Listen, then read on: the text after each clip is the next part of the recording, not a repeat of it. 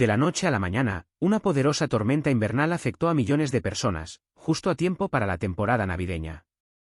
Vientos huracanados azotaron Búfalo, mientras que en Perú, arqueólogos desenterraron cráneos humanos, partes de cuerpos y artefactos de 30 tumbas preincaicas.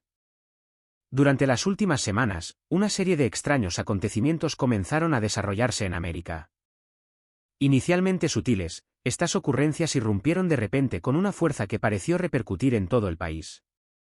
Una supertormenta de acción de gracias dejó a millones completamente inmovilizados en las autopistas, una forma serpentina se deslizó silenciosamente por el lago Champlain, las nubes se retorcieron formando manos y cruces inconfundibles, y una cámara funeraria en Arizona reveló una tablilla de piedra grabada con un mensaje sobre el regreso de un rey.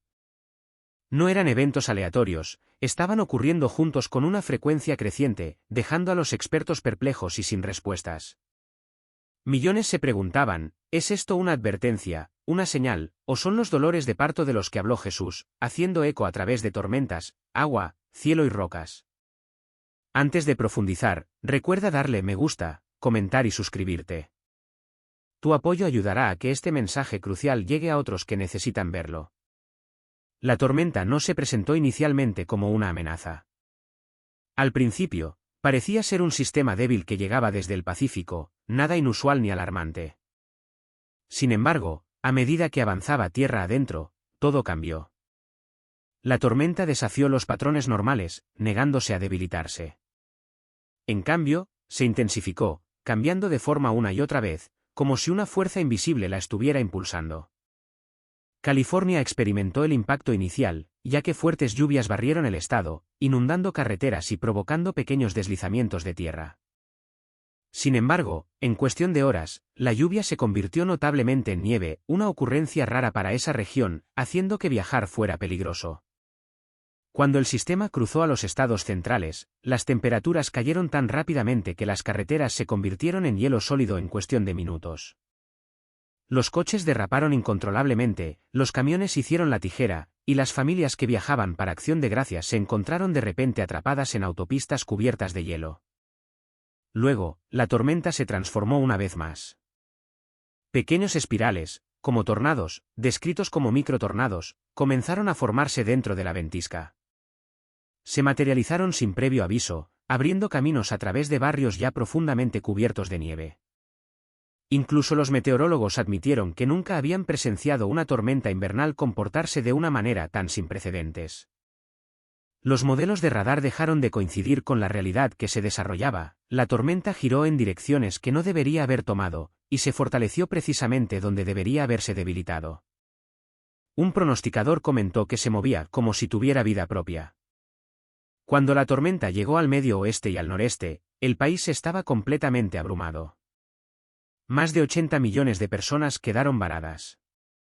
Las autopistas se transformaron en largas e inmóviles filas de coches, con algunos conductores durmiendo dentro de sus vehículos mientras las temperaturas caían precipitadamente. Los aeropuertos, normalmente bulliciosos durante las vacaciones, quedaron en silencio mientras los vuelos eran cancelados en todo el país. América se sentía literal y emocionalmente congelada. Para muchos, esto fue más que una simple tormenta, se sintió como una señal profunda, un momento en que la naturaleza misma parecía clamar. En consecuencia, un versículo de la Biblia, Romanos 8 y 22, comenzó a circular por todas partes, toda la creación gime a una. Pastores, meteorólogos e incluso gente común expresaron el mismo sentimiento, esta tormenta no se siente natural.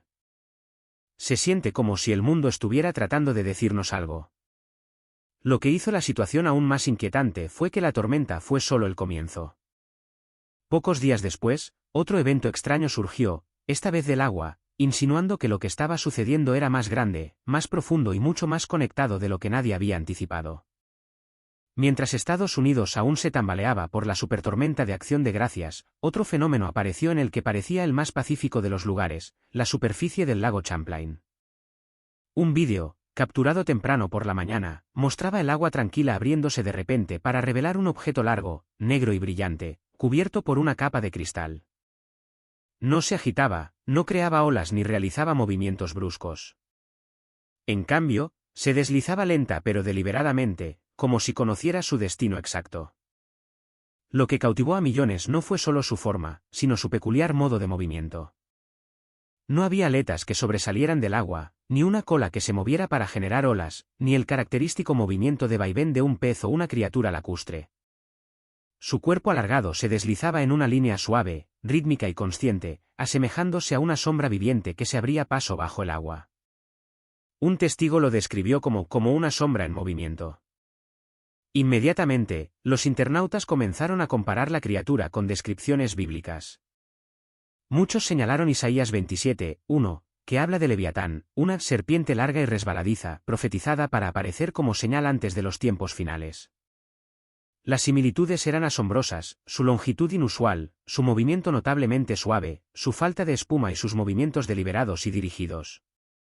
Luego vino Apocalipsis 12, que describe una gran serpiente que aparece como una señal que presagia el regreso del Rey, conectando el cielo y la tierra en un tiempo de advertencia.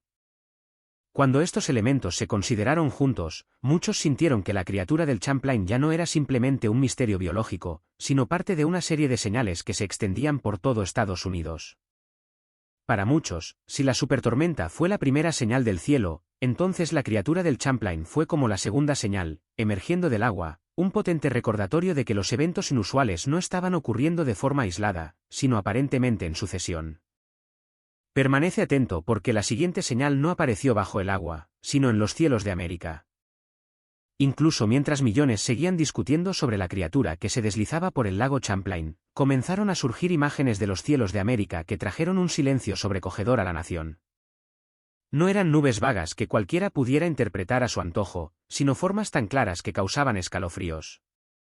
En Oklahoma, mientras se gestaba una tormenta masiva, las nubes en el cielo de repente se contrajeron, se arremolinaron y luego se abrieron para formar una mano gigante que descendía de la oscura expansión. Esto no era un contorno vago, poseía un brazo largo, una muñeca distinta y una mano extendiéndose hacia abajo, asemejándose a un gesto significativo. Los testigos describieron la sensación como no natural, sino como alguien tratando de enviar un mensaje. Solo unos días después, Missouri fue testigo de una vista aún más increíble. Una brecha en las nubes de tormenta que giraban se abrió de repente, y una cruz perfecta se materializó en el cielo. Las dos estelas de nubes se cruzaron en un ángulo preciso de 90 grados, equilibradas, uniformes y sin ninguna distorsión. Todos los que estaban debajo levantaron simultáneamente sus cámaras para capturar el momento, incapaces de creer lo que veían. Los meteorólogos, después de revisar las imágenes, admitieron, es muy difícil para la naturaleza crear una simetría tan clara. Casi imposible.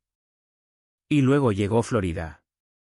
Al atardecer, mientras el cielo se transformaba en tonos morados y amarillos, las estelas de nubes en el horizonte de repente se retorcieron hasta formar la figura de un ángel alado. Sus alas estaban extendidas, su cabeza ligeramente inclinada, de pie, idéntico desde muchos ángulos. Este no fue un fenómeno presenciado por una sola persona, docenas de fotos de diferentes lugares registraron la misma forma. Muchos informaron haber roto a llorar al verlo, sintiendo como si algo sagrado estuviera apareciendo ante sus ojos. En las redes sociales, el versículo bíblico más compartido después de estos eventos fue Lucas 9:11, que dice, habrá grandes señales en el cielo. Muchos pastores sugirieron que estas formas no estaban destinadas a infundir miedo, sino a despertar el corazón, a recordar a la gente que lo que estaba sucediendo no era meramente naturaleza, sino un susurro de lo alto. Cuando estas imágenes se consideraron junto con la inusual supertormenta y la criatura del Champlain, muchos comenzaron a reflexionar, ¿podría ser esto una advertencia directa? Si estas señales te provocan la reflexión, recuerda darle me gusta, suscribirte y mantenerte atento, porque lo que sucede a continuación es aún más increíble. Nadie anticipó que un pequeño cambio en el paisaje desértico conduciría a uno de los descubrimientos más inquietantes del año. Una tranquila mañana, un guardaparques de Arizona notó una porción de tierra que se había derrumbado después de una lluvia nocturna. Al principio, asumió que era simplemente una erosión ordinaria. Sin embargo, al acercarse, se dio cuenta de que el suelo caído había expuesto algo más oscuro debajo, casi asemejándose a una puerta que comenzaba a abrirse. Cuando el equipo de investigación llegó y retiró los escombros sueltos, lo que apareció asombró a todos.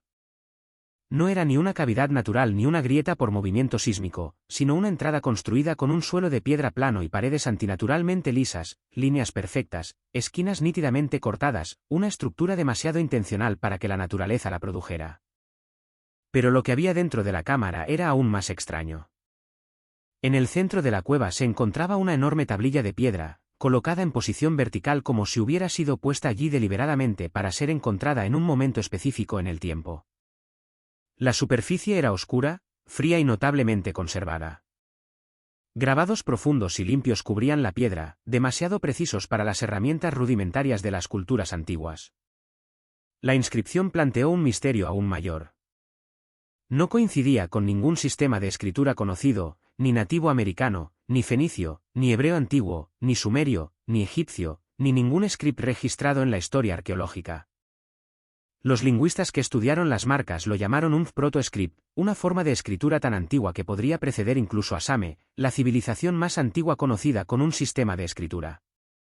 Solo eso ya era impactante. Pero lo que tradujeron fue mucho más inquietante. En el centro de la tablilla, talladas más profundamente que los símbolos circundantes, se encontraban 3 palabras inconfundibles: el rey regresa. La noticia se difundió al instante. Los creyentes se estremecieron, los escépticos se silenciaron. Incluso arqueólogos experimentados admitieron que el momento de este descubrimiento, justo en medio de una ola nacional de extrañas señales, era difícil de descartar como mera coincidencia. América acababa de presenciar una supertormenta que cambiaba de forma, una criatura serpentina deslizándose por el lago Champlain y formaciones angelicales apareciendo en el cielo. Ahora, una tablilla de piedra enterrada bajo el desierto hacía eco del mismo mensaje. Las comunidades religiosas estallaron en debate.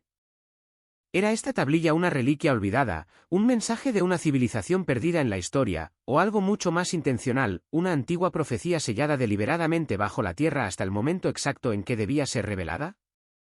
Y una idea aún más inquietante comenzó a extenderse: quizás esta tablilla no estaba describiendo el pasado, sino advirtiéndonos sobre el futuro. Mientras la nación aún se esforzaba por comprender las extrañas señales que aparecían en el cielo y en el agua, Texas se convirtió en el escenario de otro evento inquietante, uno que los meteorólogos tuvieron dificultades para explicar. En una tarde despejada, 2 tornados masivos se formaron simultáneamente, elevándose de las llanuras como pilares gemelos de polvo y escombros giratorios. Sin embargo, en lugar de separarse o chocar, los tornados comenzaron a moverse perfectamente en paralelo, lado a lado, manteniendo la misma velocidad y distancia como si estuvieran encerrados en la misma trayectoria invisible. Los cazadores de tormentas que grabaron el evento notaron algo aún más inquietante: la pareja no se comportaba como tornados naturales. Cambiaron de dirección de repente, luego disminuyeron la velocidad, luego aceleraron, movimientos demasiado coordinados para estructuras de viento caóticas. Un cazador veterano comentó que se movían como si fueran conscientes el uno del otro, como si estuvieran siendo guiados. Luego vino el sonido. Decenas de testigos informaron haber escuchado un largo y prolongado sonido similar a una trompeta llevado por el viento. No era como un trueno, ni como sirenas. En cambio, el ruido se parecía a un shofar, el antiguo cuerno judío tradicionalmente utilizado como advertencia o llamada al arrepentimiento. El vídeo de la escena capturó las reacciones de los lugareños saliendo de sus casas, mirando al cielo con confusión: algunos lloraban, otros oraban. La sensación en el aire no era solo miedo, era reconocimiento, como si la gente sintiera que algo mucho más allá del clima se estaba desarrollando. Cuando los meteorólogos revisaron las imágenes, un experto admitió: esto no puede suceder a menos que algo inusual esté influyendo en el sistema. Fue entonces cuando un versículo comenzó a circular por las redes sociales y las iglesias: Nahum 1:3, Jehová tiene su camino en la tempestad. Para muchos, el mensaje era inconfundible: estas no eran solo tormentas, sino señales, torbellinos con una advertencia. Lejos de las tormentas, los torbellinos y las extrañas señales en el cielo, surgió otro descubrimiento, silencioso, enterrado bajo siglos de arena, y quizás el más inquietante de todos. Un equipo de investigadores que exploraba una región desértica aislada tropezó con algo que parecía fuera de lugar: un grupo de fragmentos de cerámica que sobresalían del suelo erosionado, dispuestos con demasiada pulcritud para ser accidentales. Cuando comenzaron a cavar, los fragmentos se revelaron no como restos dispersos, sino como un círculo de antiguas vasijas de cerámica, todas intactas, todas selladas, todas intencionalmente colocadas. Las vasijas eran diferentes a todo lo encontrado anteriormente en la región. Su composición de arcilla no coincidía con el suelo local, y su forma no se parecía a las vasijas nativas americanas. Cuando se quitaron cuidadosamente las tapas, el contenido dejó al equipo asombrado. Cada vasija contenía cenizas humanas. Las muestras se analizaron de inmediato, pero los resultados solo profundizaron el misterio. Ninguna de las cenizas coincidía con el ADN de los habitantes nativos, ni pertenecía a ningún grupo antiguo conocido de las regiones circundantes. Era como si estos individuos hubieran venido de otro lugar y hubieran sido deliberadamente traídos aquí, quemados y sellados dentro de vasijas destinadas a perdurar a través de los siglos. Pero fue la escritura en el exterior de las vasijas lo que cambió todo. Al principio, los investigadores asumieron que las marcas eran patrones o símbolos decorativos. Sin embargo, bajo un estudio más minucioso, los lingüistas se dieron cuenta de que estaban tratando con una escritura que no coincidía con nada conocido por la arqueología, excepto por una cosa crucial: la inscripción encontrada en la estela de Arizona, la tablilla de piedra grabada con las escalofriantes palabras: "El rey regresa". El patrón, la curvatura, los trazos simbólicos, eran idénticos. Quienquiera que haya creado la tablilla de Arizona también había creado estas vasijas. Cuando los expertos finalmente decodificaron el mensaje grabado alrededor de las vasijas, la traducción sacudió incluso a los académicos más escépticos: cuando las cenizas se levanten, el rey descenderá. A partir de ese momento, el descubrimiento pasó de ser una curiosidad arqueológica a una onda de choque espiritual. Los creyentes conectaron inmediatamente la inscripción con Ezequiel 37, la profecía donde las cenizas y los huesos secos se levantan como una señal final, simbolizando un momento en que Dios revive lo que estaba muerto para señalar un gran punto de inflexión. Otros señalaron Apocalipsis 6, donde las almas debajo de la tierra claman, esperando el momento del juicio y el cumplimiento de la justicia divina. Juntas, estas referencias pintaron una imagen imposible de ignorar: cenizas, almas, resurrección, juicio, regreso. Las vasijas no eran reliquias aleatorias, estaban selladas a propósito, cuidadosamente dispuestas y enterradas como si esperaran el momento adecuado en la historia para ser descubiertas. Su descubrimiento ahora, durante un año lleno de tormentas que cambian de forma de manera antinatural, serpientes que surgen de aguas profundas y señales que se forman en el cielo, se sintió demasiado perfectamente sincronizado para ser una coincidencia. Es por eso que muchas voces religiosas se hacían la misma pregunta: ¿fueron estas vasijas colocadas aquí como una advertencia para una generación futura, nuestra generación? Y si las cenizas están ahora saliendo a la luz pública, ¿significa eso que la siguiente parte de la profecía ya se está desarrollando? Si este descubrimiento te ha impactado, recuerda darle a me gusta, suscribirte y quedarte con nosotros, porque la pregunta final es una que toda la nación está empezando a hacerse. A medida que cada extraño evento se desarrollaba por todo el país, algo se hizo inconfundiblemente claro: estas señales ya no estaban solas. Se movían juntas, se hacían eco unas a otras y se alineaban no como misterios aislados, sino como piezas de una única imagen profética. Cuando se colocaban una al lado de la otra, creaban un patrón sobre el cual las escrituras han advertido durante miles de años. En los cielos, las nubes se formaron en una mano, una cruz y un ángel, imágenes demasiado precisas para ser descartadas como coincidencia. En las aguas, una criatura con forma de serpiente se deslizó por el lago Champlain con una quietud que coincidía con las antiguas descripciones del Leviatán. En el viento, tornados gemelos viajaron como uno solo, comportándose más como mensajeros coordinados que como tormentas caóticas. En la tierra, la tablilla de Arizona emergió de una cámara oculta, declarando un mensaje más antiguo que toda civilización que conocemos. Y en lo profundo del desierto, aparecieron las vasijas de ceniza, selladas, dispuestas e inscritas con una advertencia sobre el descenso del rey. Incluso la naturaleza en su conjunto se unió a este coro a través de la supertormenta de acción de gracias, un sistema que cambió su forma como un ser vivo. Cielo, agua, viento, tierra, cenizas, agitación nacional, esto es lo que los teólogos llaman un patrón profético compuesto. Es un momento en que múltiples reinos de la creación comienzan a hablar a la vez.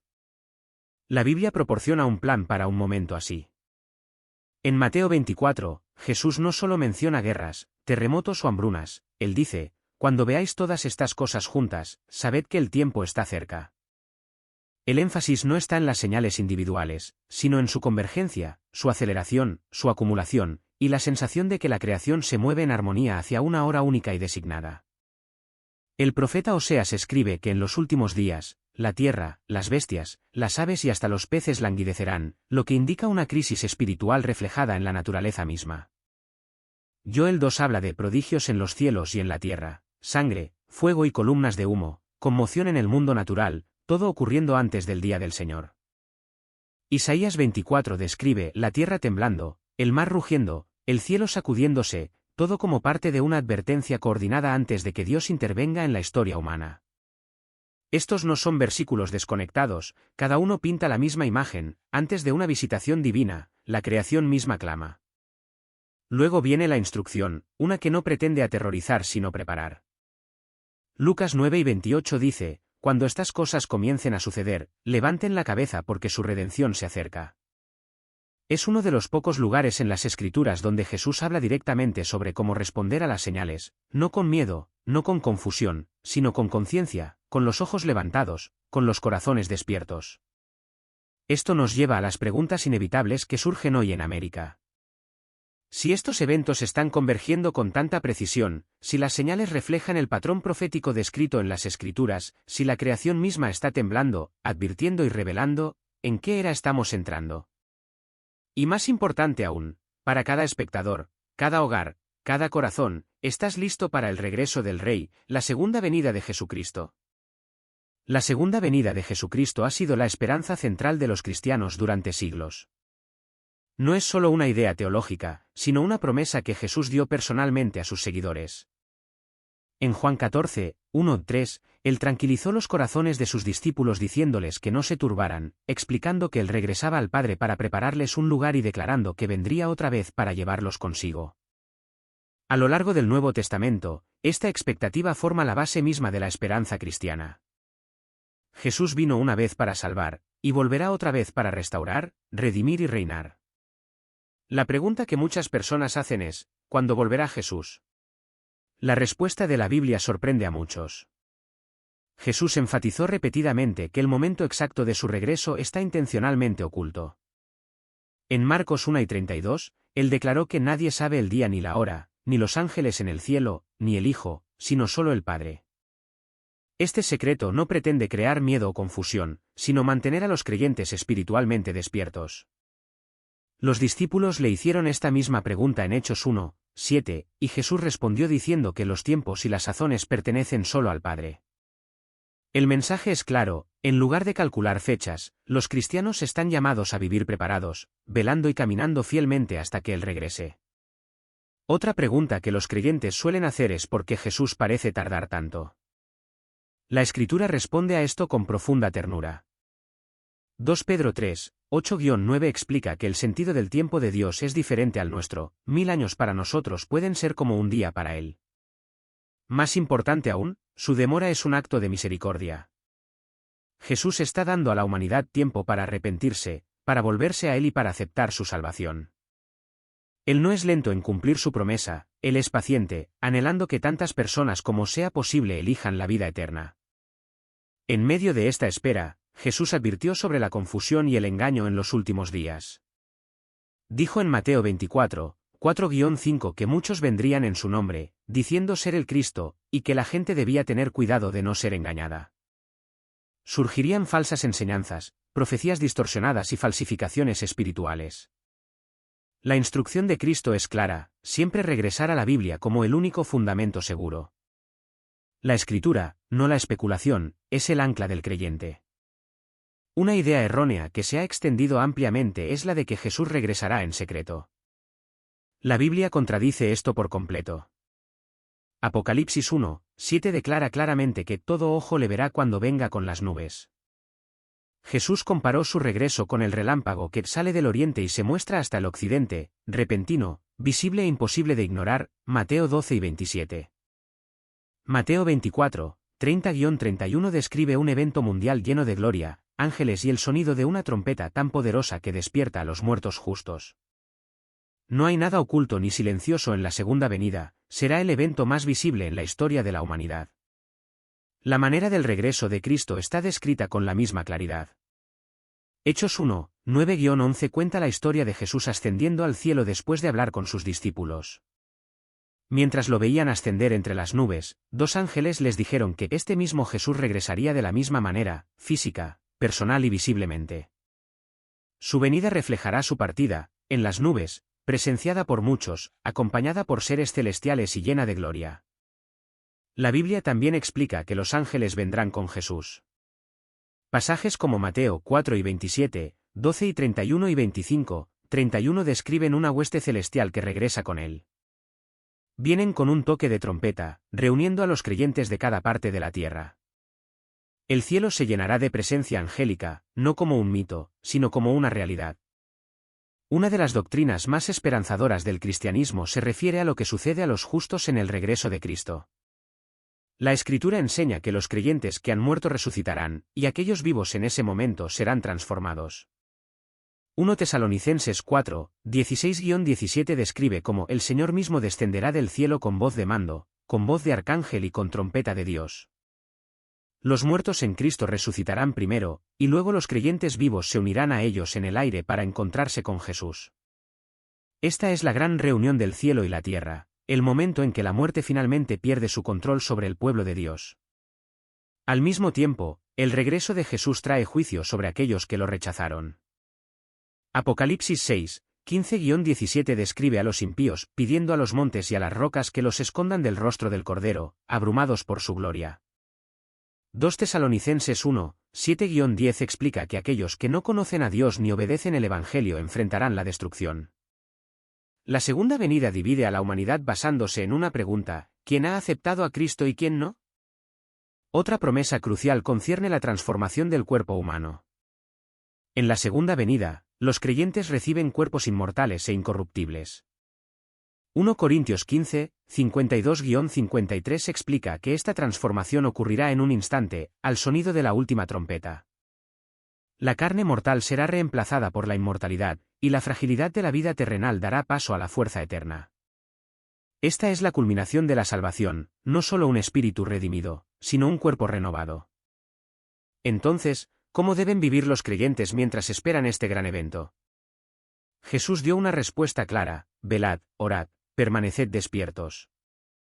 En Lucas 21, 34-36, él advirtió contra el hecho de dejarse abrumar por las distracciones, la indulgencia o las ansiedades de la vida. Instó a sus seguidores a orar siempre para que puedan estar de pie ante el Hijo del Hombre. Estas instrucciones exigen alerta espiritual, integridad, compasión y perseverancia. Esperar a Cristo no es una espera pasiva, es un discipulado activo. La pregunta más importante sigue siendo: ¿por qué volverá Jesús? La Biblia ofrece varias razones, cada una llena de esperanza. Apocalipsis 10 y 12 explica que Jesús regresa, para traer consigo su recompensa, para dar a cada uno según su vida. Mateo 25, 34 revela que Él dará la bienvenida a los redimidos a un reino preparado para ellos desde la fundación del mundo. Cristo regresa para restaurar todas las cosas, para destruir el mal, para resucitar a su pueblo y para reinar para siempre. Sobre todo, Él regresa porque desea estar con su pueblo cara a cara.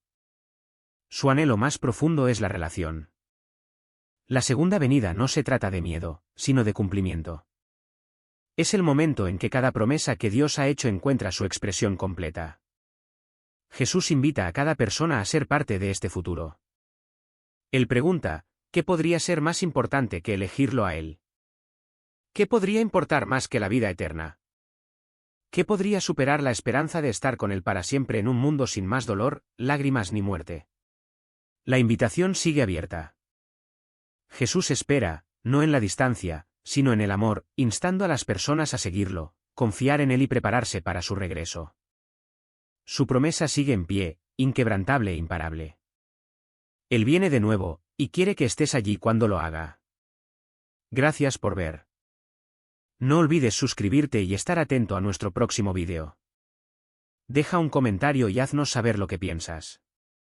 Los meteorólogos admitieron que nunca habían visto nada remotamente parecido, pero la gente que vivía bajo esa sombra sintió otra verdad agitarse. Las iglesias se llenaron esa noche. Los pastores abrieron Joel 2 y 25, y os restituiré los años que comió la oruga, el saltón, el revoltón y la langosta, mi gran ejército que envié entre vosotros. En la antigua escritura, los enjambres de langostas eran más que plagas, eran advertencias. Cuando la creación misma comenzó a moverse en ejércitos, significaba que el cielo estaba hablando. ¿Era este un mensaje para América? En la Biblia, las langostas simbolizaban tanto el juicio como la misericordia, devastación primero, arrepentimiento después. Algunos lo vieron como un recordatorio de Dios de que una nación que se desvía de sus caminos no puede silenciar su voz. Otros lo descartaron como coincidencia. Sin embargo, incluso los escépticos admitieron que la escena era terriblemente poética, embudos oscuros de vida girando sobre una tierra dividida, reflejando el caos de la nación de abajo. Al caer la noche, los enjambres subieron hacia las nubes. El cielo se despejó, pero el silencio que siguió se sintió más pesado que la tormenta misma. Quienes lo presenciaron dijeron que no podían quitarse la imagen, los tornados vivientes moviéndose con propósito, como si obedecieran órdenes que solo el cielo podía dar. ¿Se estaba rebelando la naturaleza contra la humanidad, o estaba obedeciendo a su creador?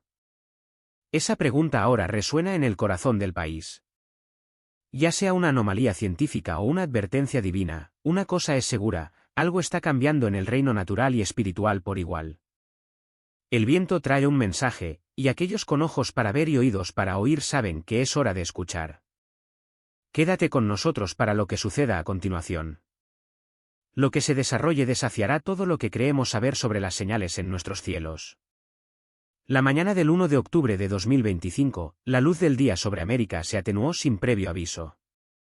Al principio, fue una sutil neblina sobre los cielos del sur, pero en cuestión de minutos, el propio sol comenzó a desvanecerse. En Texas, la brillante mañana de otoño se volvió un profundo violeta negro. El aire se enfrió y se hizo pesado. Las familias que estaban afuera filmando el fenómeno hablaban en susurros, como si temieran romper el silencio. Las temperaturas bajaron casi 20 grados Fahrenheit en menos de 5 minutos. El ganado se inquietó y los animales huyeron mientras las farolas se encendían a mediodía.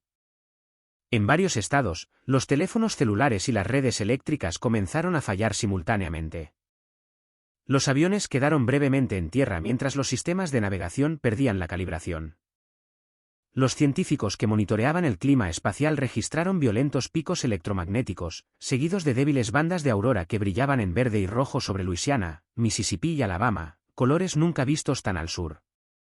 Las cadenas de noticias lo llamaron un eclipse errante, afirmando que una rara alineación de partículas solares había causado el apagón. Pero lo que inquietó a muchos fue su momento. El evento no fue predicho, mapeado ni esperado por la NASA ni por ningún organismo astronómico. Había llegado como un ladrón en pleno día, repentino, silencioso y absoluto. Los testigos presenciales describieron el cielo como vivo. Algunos informaron haber escuchado tonos bajos y retumbantes que parecían emanar de debajo de la tierra en lugar de arriba. Otros juraron haber visto las nubes pulsar con luz, como venas en los cielos. En varias ciudades, la gente se arrodilló para orar, creyendo que estaban presenciando algo mucho más grande de lo que la ciencia podía explicar. Los historiadores rápidamente establecieron paralelismos con registros antiguos, la oscuridad que cayó sobre Jerusalén durante la crucifixión de Cristo, y el misterioso velo solar visto sobre Judea poco antes de la caída del Segundo Templo en el año 70 después de Cristo. En ambos relatos, la oscuridad repentina llegó como una advertencia, una señal de juicio y transición. Las Escrituras habían predicho durante mucho tiempo tales momentos. Mateo 12 y 29 declara: el sol se oscurecerá y la luna no dará su luz, las estrellas caerán del cielo. Los profetas describen estas interrupciones celestiales no como coincidencias sino como alarmas celestiales, una señal divina de que el mundo está cambiando hacia su hora señalada. Quizás lo que más inquietó a la gente no fue solo el eclipse en sí, sino su trayectoria. Cuando los investigadores rastrearon su sombra, descubrieron que había cruzado 7 ciudades estadounidenses llamadas Salem, una palabra que significa paz. El simbolismo era difícil de ignorar, la paz ensombrecida por la oscuridad. Una nación que una vez brilló como un faro ahora se encontraba en el crepúsculo. Durante varias horas después de que el sol regresó, la tierra permaneció inusualmente tranquila. Los pájaros no cantaban. Las radios crujían con estática. Incluso el aire parecía más lento, más denso. En todo el país, millones sintieron que algo despertaba en sus espíritus, la sensación de que el orden ordinario de la creación había sido perturbado, que el tiempo mismo había temblado. El eclipse terminó, pero su sombra permaneció, no en el cielo, sino en los corazones de aquellos que habían visto morir la luz a mediodía. A principios de octubre, un grupo de excursionistas que exploraba el norte de Arizona hizo un descubrimiento que desafió toda explicación, una formación rocosa masiva esculpida por la naturaleza, pero inquietantemente humana en su forma. Desde la distancia, parecía como si un hombre colosal estuviera sentado en silencio en el borde del acantilado, con las rodillas dobladas, las manos apoyadas en los muslos de piedra, mirando hacia el horizonte del desierto. Al principio, los excursionistas asumieron que era un truco de la sombra y la erosión. Pero a medida que el sol cambiaba, los detalles de la figura cobraron vida, la curva de los hombros, la mandíbula definida, incluso el tenue contorno de los ojos ahuecados en la piedra. El ser no parecía tallado, sino formado, como si la propia montaña hubiera parido un centinela de su cuerpo. Arqueólogos locales llegaron para investigar. No encontraron signos de cincelado, herramientas o intervención humana. Las pruebas geológicas revelaron que la piedra tenía millones de años, pero era extrañamente más lisa en las áreas que formaban la cara y los brazos de la figura. Los escaneos térmicos mostraron diferencias internas de temperatura, más fría en el núcleo, más cálida cerca del corazón. Era como si la energía aún pulsara dentro de la roca. Cuando las imágenes de drones de la formación aparecieron en línea, se propagaron como un reguero de pólvora. El vídeo mostraba al gigante sentado en solemne quietud, su sombra extendiéndose por el suelo del cañón como un trono antiguo. En 24 horas, el metraje desapareció de todas las plataformas principales.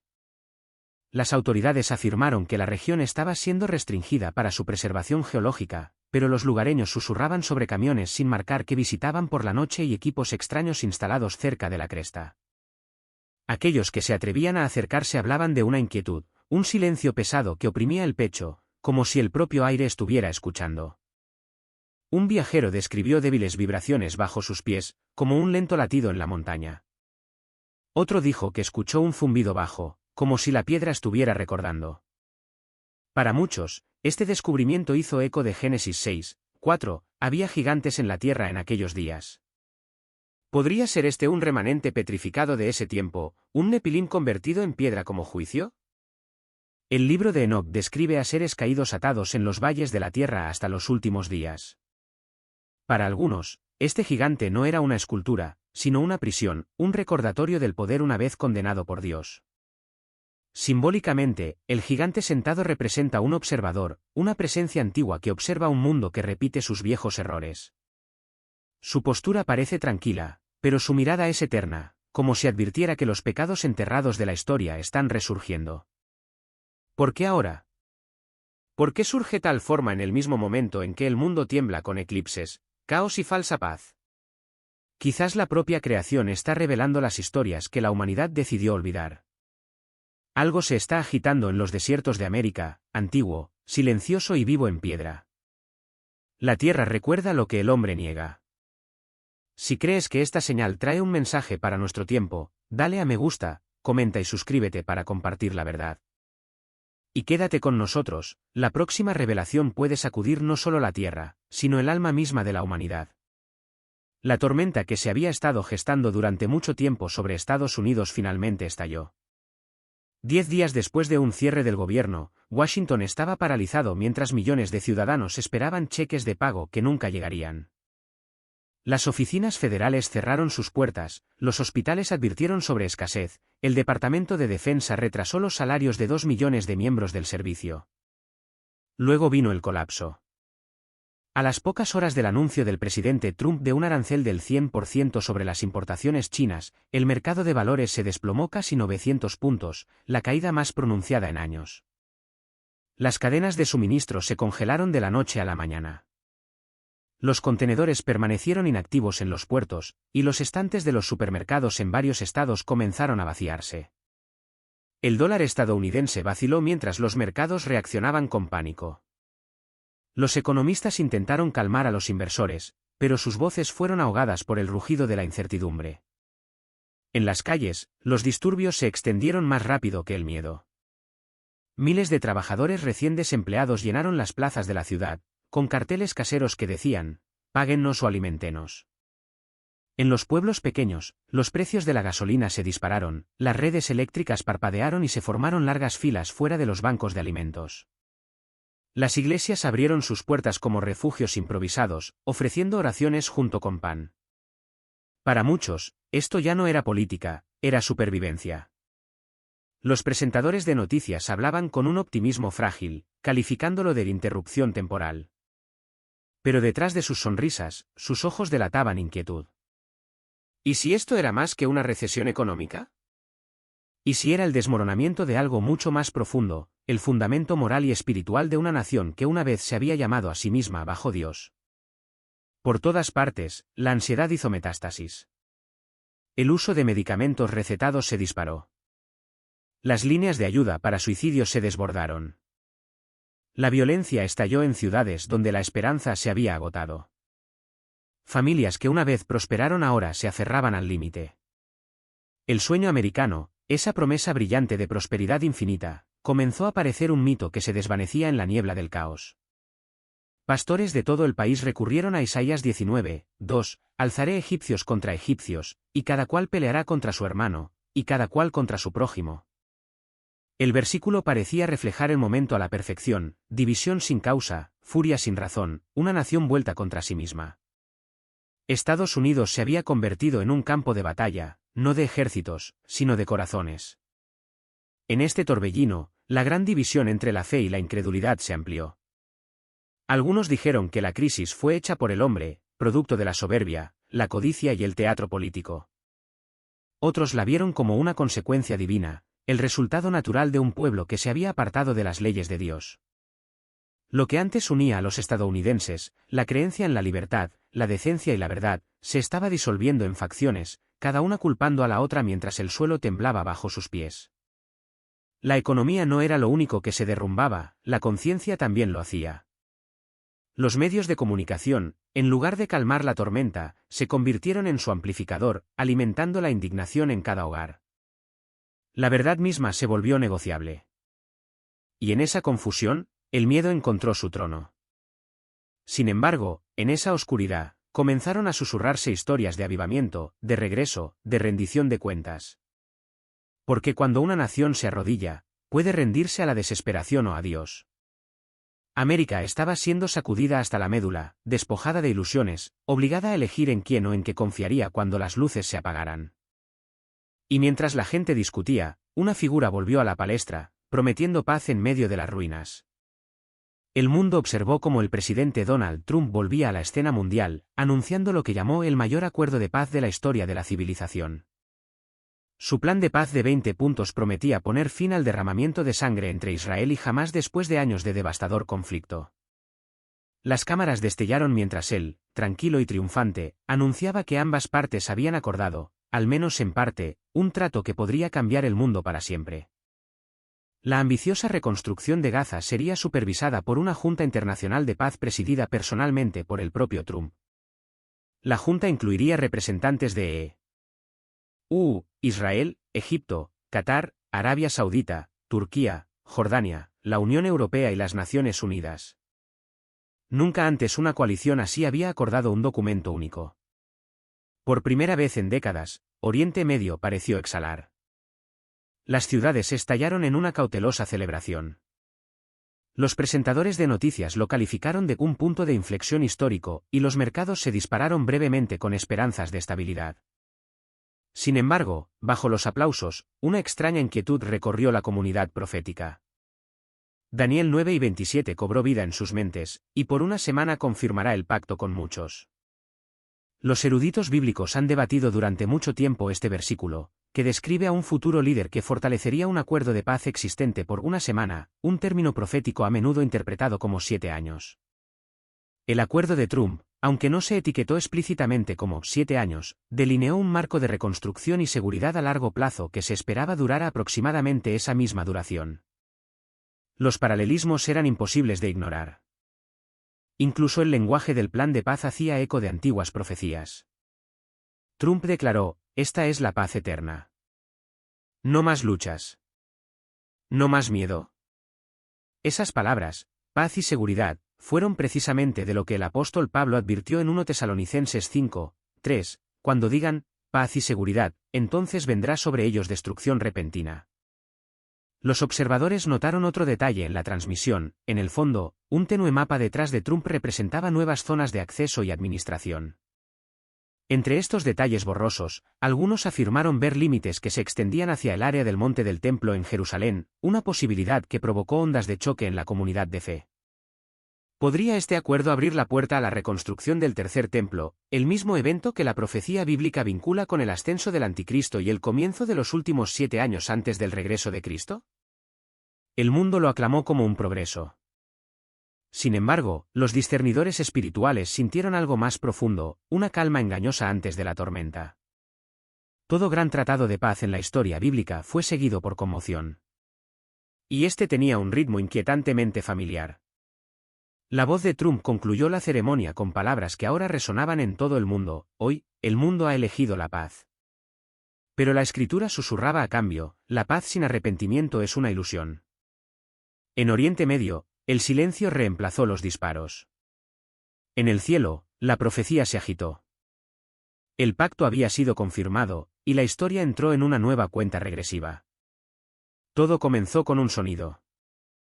Una tarde en la ciudad de Nueva York, mientras las nubes se espesaban sobre el horizonte, los residentes se detuvieron en las calles, mirando hacia arriba. Un tono profundo, metálico, similar a una trompeta, rodó por el cielo, grave, resonante e interminable. No era un trueno, no era viento. Era otra cosa. Vídeos capturaron el sonido inquietante que resonaba por los cañones de cristal de Manhattan. Los perros aullaron, las alarmas de los coches se activaron, y durante unos minutos inquietantes, se sintió como si los cielos mismos estuvieran clamando. En la misma semana, la costa de Florida fue testigo de una maravilla diferente. Las olas rodaron con un brillante fuego azul, iluminando la orilla con una luz eléctrica. Familias se reunieron en la playa en silencio, observando cómo el mar se encendía bajo sus pies. El resplandor pulsaba al ritmo de un trueno distante, como si el propio océano estuviera vivo. Los pescadores lo llamaron relámpago líquido. Los científicos lo etiquetaron como una floración bioluminiscente, pero nadie pudo explicar su fuerza o su momento repentino. Mientras tanto, sobre Utah, estelas de luz cruzaron el cielo, cintas lentas y sinuosas de verde y oro, a diferencia de cualquier meteoro o aurora registrada anteriormente. Las bases de la Fuerza Aérea negaron estar probando nuevas armas. La NASA no emitió ninguna declaración. Astrónomos aficionados informaron haber visto el mismo fenómeno en 3 estados vecinos precisamente a las 3:17 de la madrugada, y en el mismo momento, se confirmó la liberación del último de los rehenes de Hamás bajo el plan de paz de Trump. ¿Coincidencia o convergencia? Para los que observaban, el significado era inconfundible. Lucas 9:25 predijo: habrá señales en el sol, en la luna y en las estrellas, y en la tierra angustia de las naciones. El versículo habla no solo de eventos cósmicos sino de comunicación, la creación respondiendo a la condición espiritual de la humanidad. Cada señal parecía seguir un patrón, como si el cielo mismo estuviera reflejando los titulares de abajo: tratados políticos, confusión moral y ahora malestar celestial. Los científicos se apresuraron a tranquilizar al público: ionización atmosférica, fluctuaciones magnéticas, microorganismos oceánicos. Ofrecieron explicaciones naturales. Sin embargo, ninguno pudo responder a la verdadera pregunta: ¿por qué ahora? ¿Por qué estas anomalías se alinean con puntos de inflexión globales, el eclipse, el tratado de paz, el despertar de misterios enterrados? Es como si la creación estuviera marcando el ritmo de la profecía. En las iglesias, la gente comenzó a orar durante toda la noche. Las trompetas en el cielo recordaron a muchos las advertencias del Apocalipsis, cada toque precediendo a un acto divino de juicio o misericordia. El fuego azul en el mar recordó el Éxodo, cuando el fuego y el agua se mezclaron antes de la liberación de Israel. Las luces sobre Utah fueron vistas como testigos celestiales, flotando en silencio mientras la humanidad trataba de dar sentido a lo que se negaba a creer. Por todas partes, los corazones temblaban. Incluso los escépticos admitieron que los eventos se sentían orquestados, casi personales. Los cielos se habían convertido en un lienzo de advertencia, cada trazo pintado con relámpagos y sonido. Durante siglos, los profetas dijeron que los cielos declararían su venida. Ahora, millones se preguntaban si esas profecías se estaban desarrollando sobre sus propias cabezas. El aire se sentía cargado, el mundo inquieto. La paz de los hombres era frágil, pero las señales de Dios eran imparables. Manténganse alerta, amigos. Los cielos están hablando más fuerte que nunca. Lo que suceda a continuación puede ser la señal más clara hasta ahora de que la profecía ya no es futuro, se está desarrollando ahora. Mientras el mundo se regocijaba con promesas de paz, otro sistema se alzaba silenciosamente bajo la celebración, uno no construido sobre la fe o la libertad, sino sobre el control. Los gobiernos de Europa y el Reino Unido comenzaron a implementar programas obligatorios de identificación digital. Al principio, se presentaron como herramientas de conveniencia, banca simplificada, acceso a la atención médica, seguridad en los viajes. Pero pronto, estos sistemas se convirtieron en las claves para la participación en la vida diaria. Sin verificación digital, los ciudadanos no podían recibir salarios, comprar bienes o acceder a servicios médicos. Los presentadores de noticias lo llamaron progreso, el siguiente paso en la modernización global. Los políticos lo elogiaron como un mundo más seguro e inteligente. Sin embargo, detrás de las sonrisas, surgió un patrón escalofriante: la libertad personal se estaba cambiando por seguridad, la individualidad por el cumplimiento. La Escritura había advertido durante mucho tiempo sobre tal transformación. Apocalipsis 13 hablaba de una marca por la cual nadie podría comprar ni vender, sino el que tuviese la marca o el nombre de la bestia. Lo que antes parecía imposible ahora era una realidad práctica, oculta bajo el lenguaje de la tecnología y la eficiencia. En América, la confusión se profundizó. Las iglesias estaban divididas entre quienes celebraban el avivamiento y quienes clamaban por el arrepentimiento. Falsos profetas llenaban las redes sociales, predicando un evangelio de consuelo, prosperidad sin pureza, gracia sin obediencia. Hablaban de bendiciones pero nunca de pecado, de cielo pero no de santidad. El engaño espiritual era tan sutil como mortal, un mensaje que agradaba los oídos pero mataba el alma. La paz prometida por los líderes mundiales comenzó a sentirse artificial. Era una paz de silencio, no de reconciliación, de orden, no de justicia. Daniel 8:25 advierte: y con paz destruirá a muchos. Este versículo describe a un gobernante que usa la diplomacia y la adulación para conquistar en lugar de la guerra. Esa advertencia parecía resonar en cada anuncio global, en cada apretón de manos transmitido por televisión. A medida que los sistemas de control se expandían, el miedo se convirtió en moneda. Aquellos que se resistían al nuevo orden fueron tildados de extremistas. Aquellos que cuestionaban la narrativa fueron silenciados o eliminados de las plataformas. La red digital que se apretaba en la tierra no era meramente política, era espiritual. La humanidad, en su anhelo de seguridad, estaba entregando su libertad a poderes invisibles. Dentro de las iglesias, la división se agudizó. Algunos líderes instaron a confiar en la paz gubernamental, citando escrituras fuera de contexto para justificar la conformidad. Otros advirtieron que la obediencia a sistemas sin discernimiento llevaría a los creyentes al cautiverio. En esta niebla moral, la voz de la verdad fue ahogada por el ruido. La tecnología se había convertido en el nuevo altar, y la conveniencia en el nuevo Dios. La gente ya no se inclinaba ante ídolos de oro, sino ante pantallas brillantes.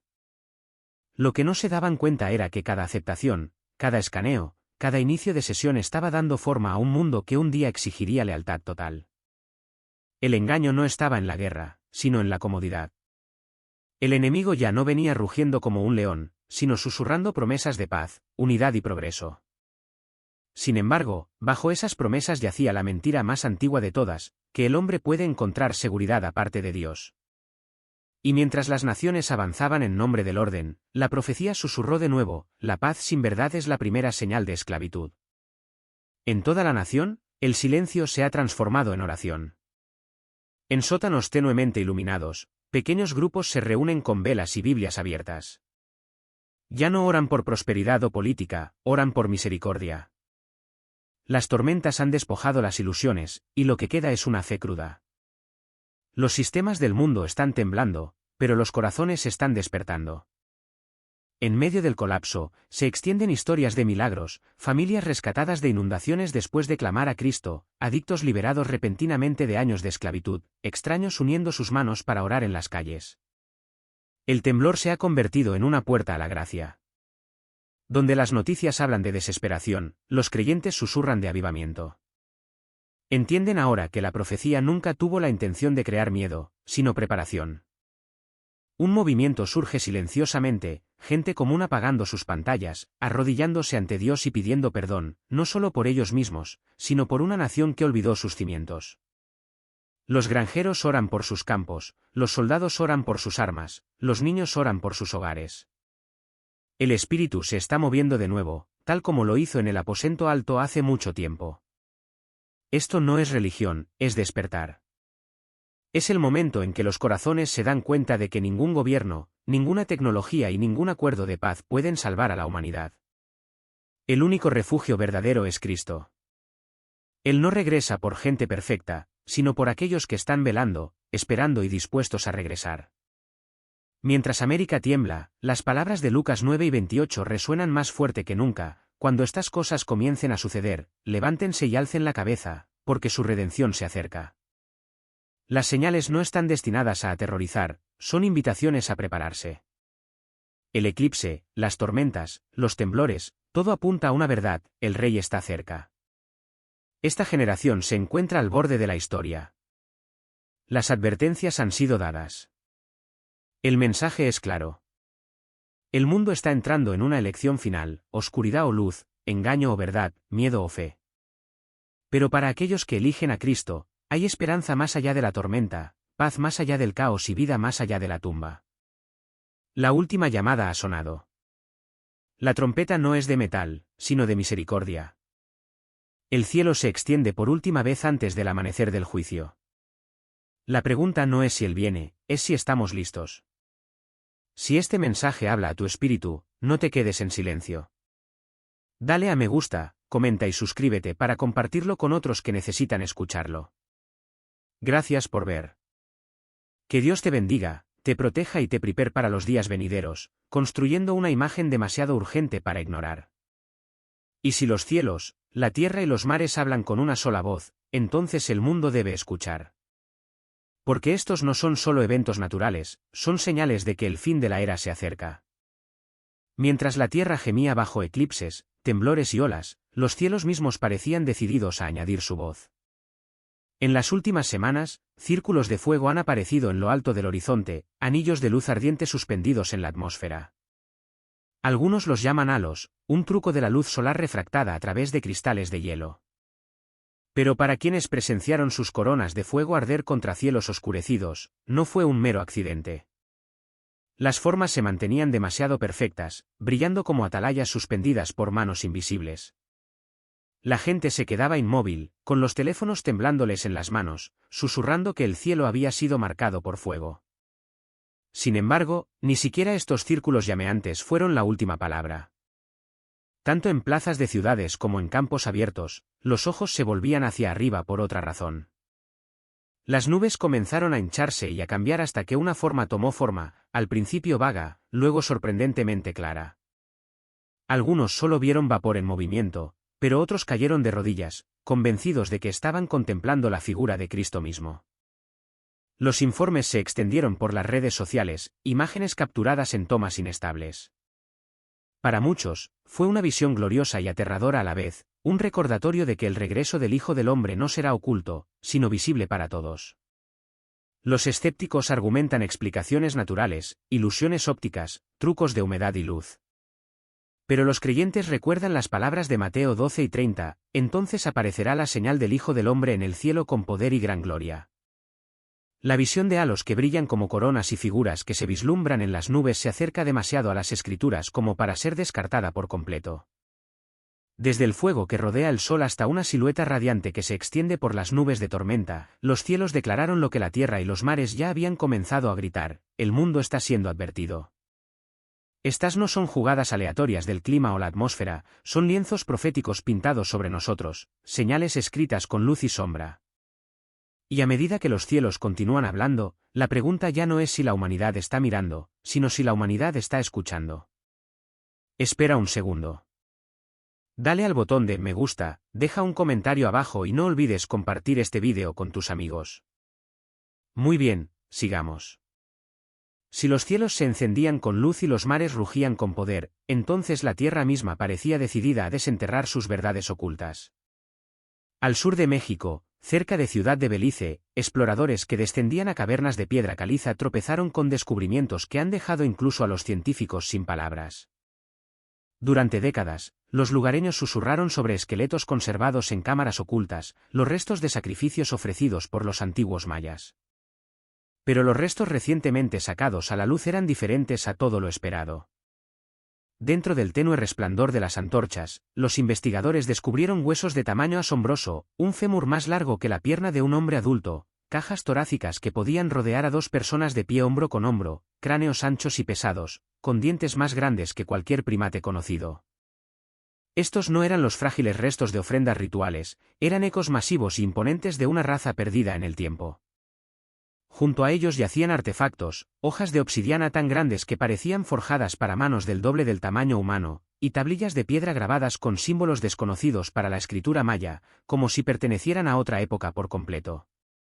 Las autoridades actuaron rápidamente. Los informes hablan de cajas transportadas bajo fuerte vigilancia, mientras que las declaraciones oficiales redujeron el descubrimiento a restos de animales y fósiles mal identificados. Sin embargo, los testigos presenciales insistieron en lo contrario. He visto huesos humanos, dijo un guía local, y estos no eran los huesos de ningún hombre que conozca.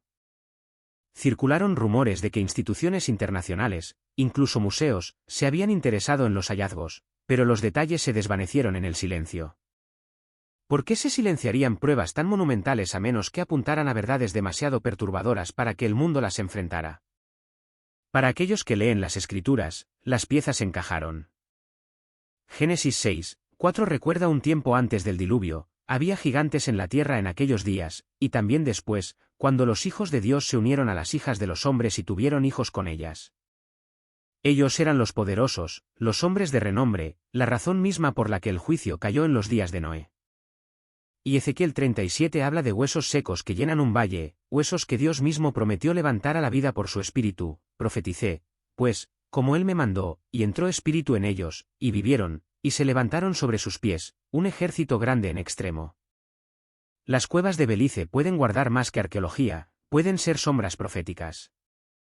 En la misma tierra donde los mayas una vez realizaron rituales a dioses falsos, emergieron huesos que recordaban los días en que la corrupción llenaba la tierra.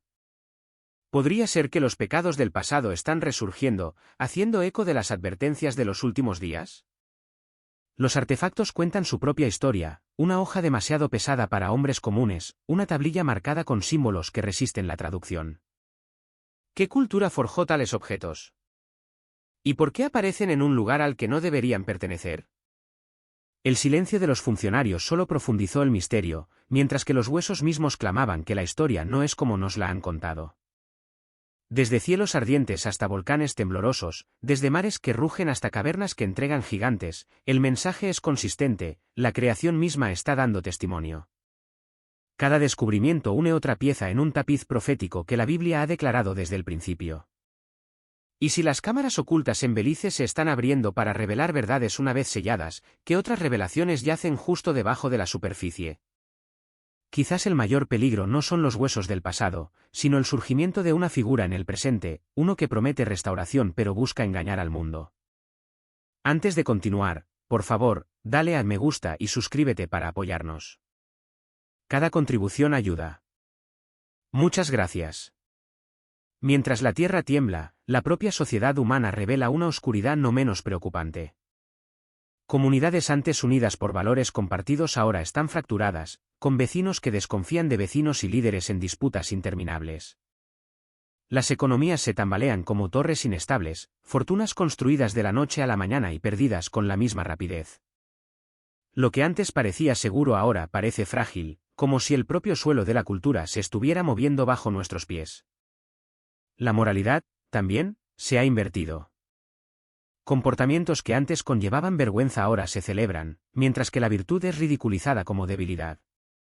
El entretenimiento glorifica el exceso, y las ideologías insisten en que la verdad es subjetiva, moldeada al deseo personal.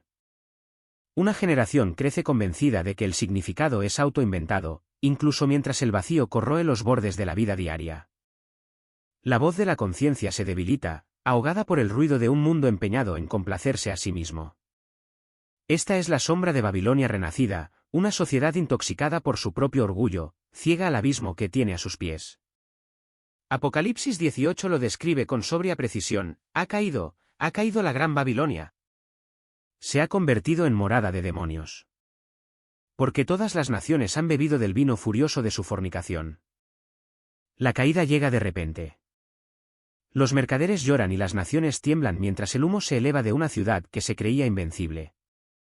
Y en este clima de confusión aparece una figura sobre la que las Escrituras han advertido durante mucho tiempo: el Anticristo.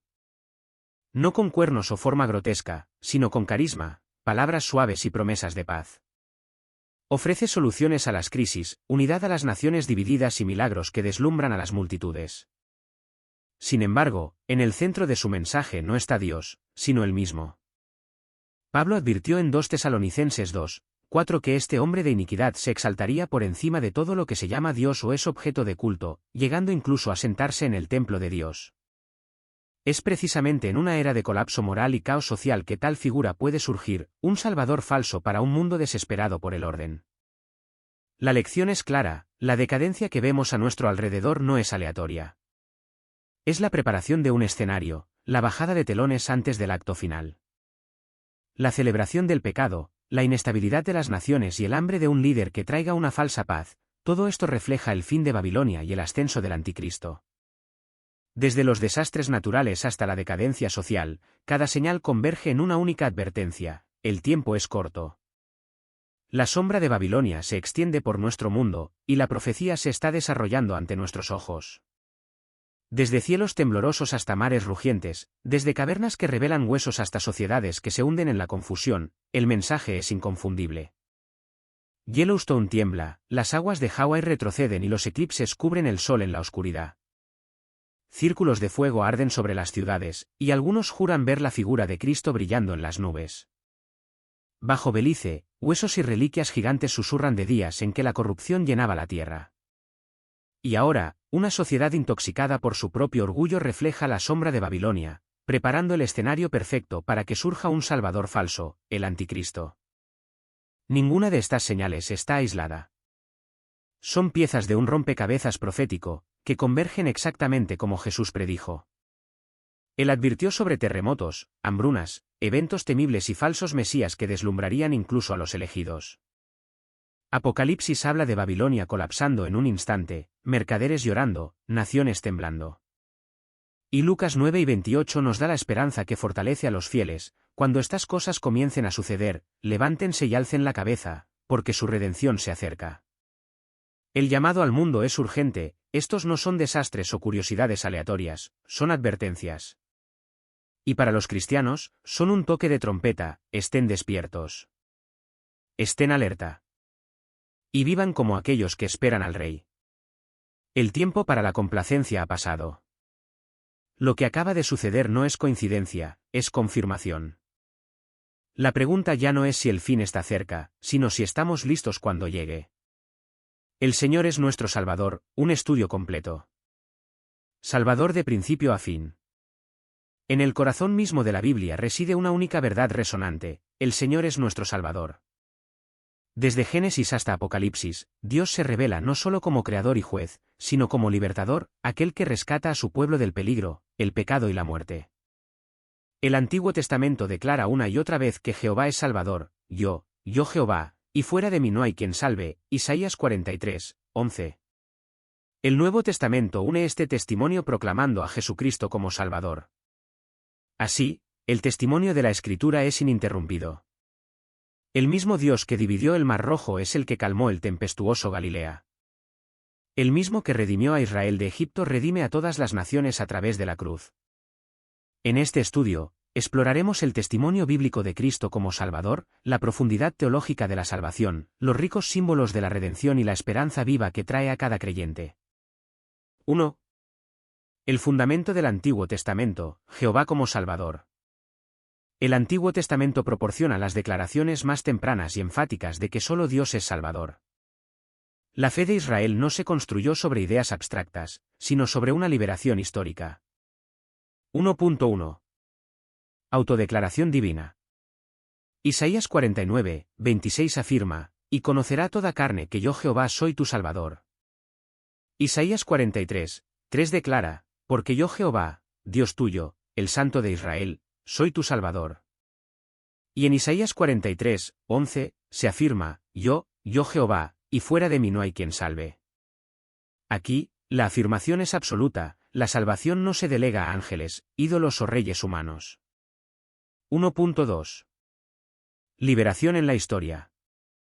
A lo largo de la historia de Israel, Dios se demuestra a sí mismo como Salvador a través de actos de rescate, liberación de la esclavitud egipcia, Éxodo 14, preservación bajo los jueces, Jueces 2, 16-18, y liberación de los enemigos en la monarquía, 2 Samuel 22, 3. La adoración de Israel a menudo recordaba estos actos, como se ve en el Salmo 106, 21, se olvidaron del Dios de su salvación, que había hecho grandes cosas en Egipto. 1.3. Salvador contra dioses falsos.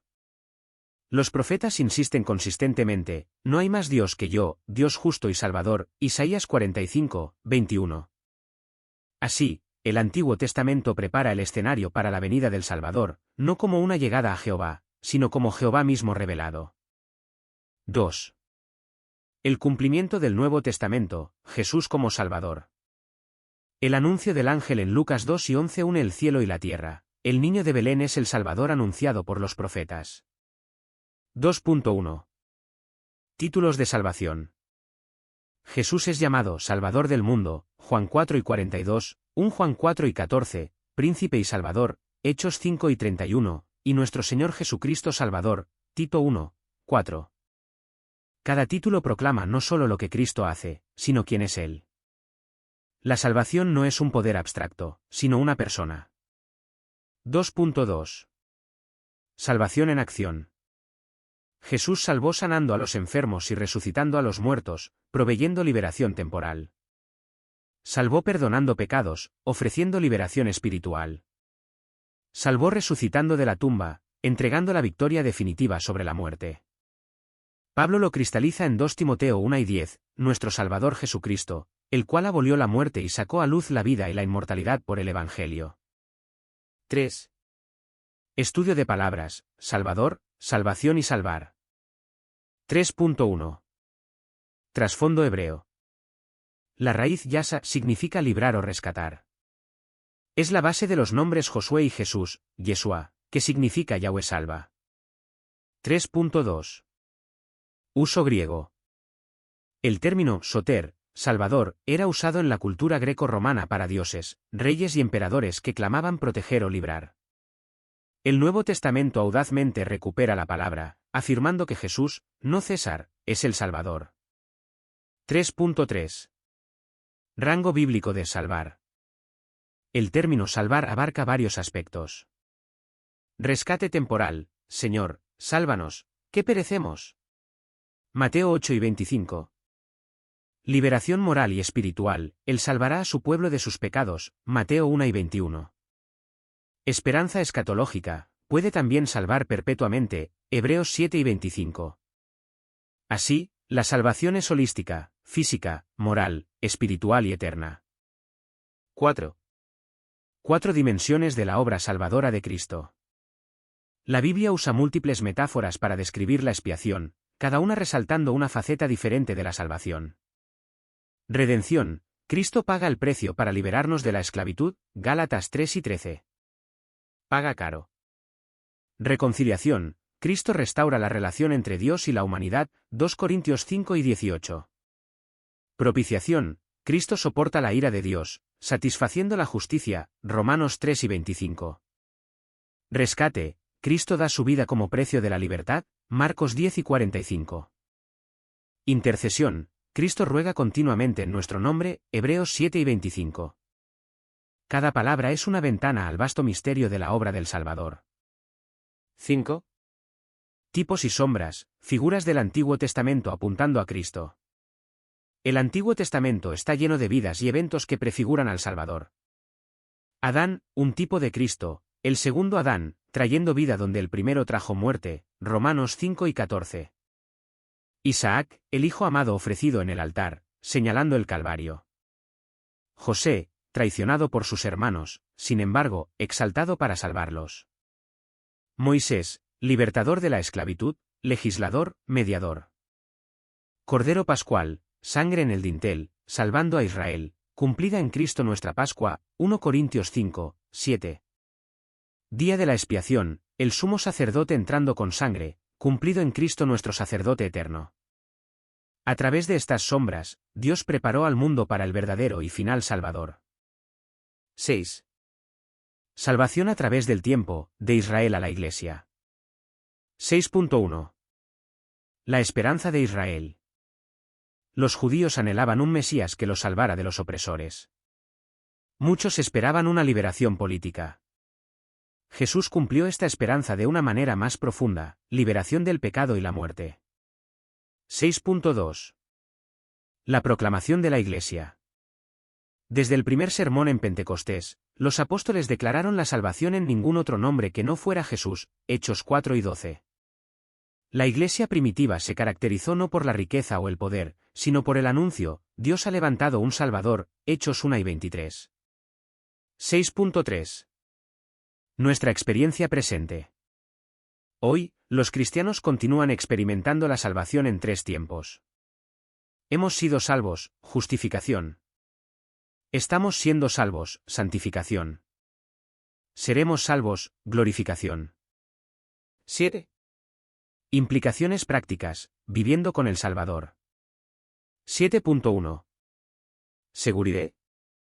Dado que Cristo es el Salvador, los creyentes descansan seguros. Él es poderoso para guardaros sin caída, Judas 24. 7.2. Humildad. La salvación es un don, no ganada, nadie puede gloriarse, Efesios 2, 8-9.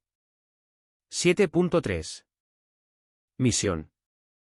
Si Jesús es el único Salvador, la Iglesia debe proclamarlo a las naciones. 7.4. Adoración. Cada himno de la Iglesia hace eco del salmista, Jehová es mi luz y mi salvación, Salmo 27, 1. 8. El Salvador exclusivo. Las audaces palabras de Isaías resuenan a través de los siglos, fuera de mí no hay quien salve, Isaías 43, 11. El Nuevo Testamento reafirma, y en ningún otro hay salvación, Hechos 4 y 12. Esta exclusividad no es arrogancia, sino gracia. Solo uno ha cargado con nuestros pecados, derrotado la muerte y resucitado en triunfo. Conclusión, nuestro Salvador ahora y para siempre. Desde el rollo de Isaías hasta el pesebre de Lucas, desde las epístolas de Pablo hasta el Apocalipsis de Juan, el testimonio es unificado, Jesucristo es el Salvador. Él nos salva del peligro, del pecado, de la muerte. Él redime, reconcilia, rescata e intercede. El llamado entonces es personal, cree en el Señor Jesucristo, y serás salvo, Hechos 4 y 31. Que nuestra respuesta sea la misma que la de los samaritanos que lo escucharon por primera vez, hemos oído por nosotros mismos, y sabemos que verdaderamente este es el Salvador del mundo, el Cristo, Juan 4 y 42. Impacto intemporal, edición revisada. La pregunta que nos sacude.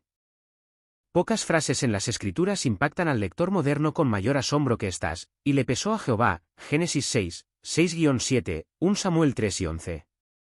¿Cómo puede el Dios que declara el fin desde el principio, Isaías 46, 10, arrepentirse?